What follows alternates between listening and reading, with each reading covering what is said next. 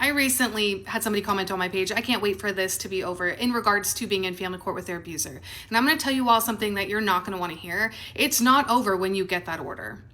It's not over when you get primary parenting. It's not over when you get joint parenting. It's not over when you get granted that restraining order. It is not over with a coercive controller.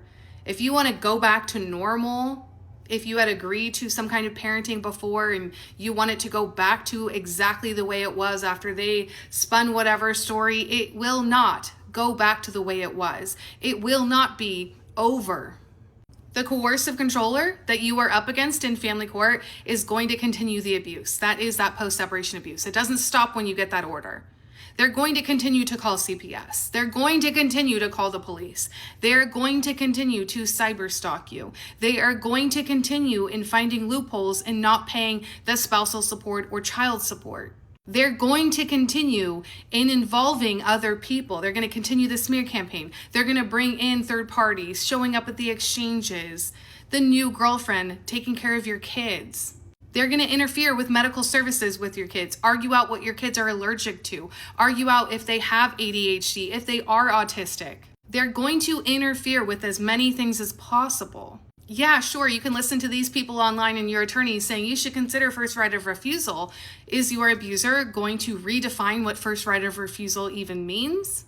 If you do not think of these loopholes, you will probably be back in family court.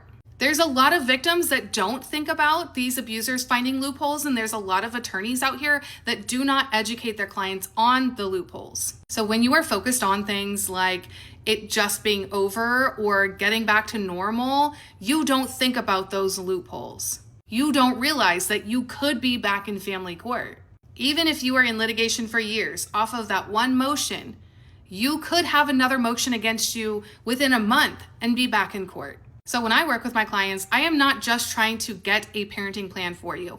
I am trying to look for those loopholes that your abuser is going to identify and use against you. We are trying to identify as many things as possible. We are trying to have a super clear parenting plan. It is not just surviving in family court right now. It is not just getting back to normal. And let's be honest, you can't just go back to normal or the way it used to be before someone created a smear campaign against you. You can't just go back to the exact same parenting plan when you spent thousands of dollars in the family court system for them to just say, oh yeah, it should go back to the way it was. How do you make up your bond with your children that was now sabotaged? How do you make up for all of that money that you are now in debt for? What about the trauma, the psychological trauma that you have experienced? You're not the same person that you were at the beginning of this.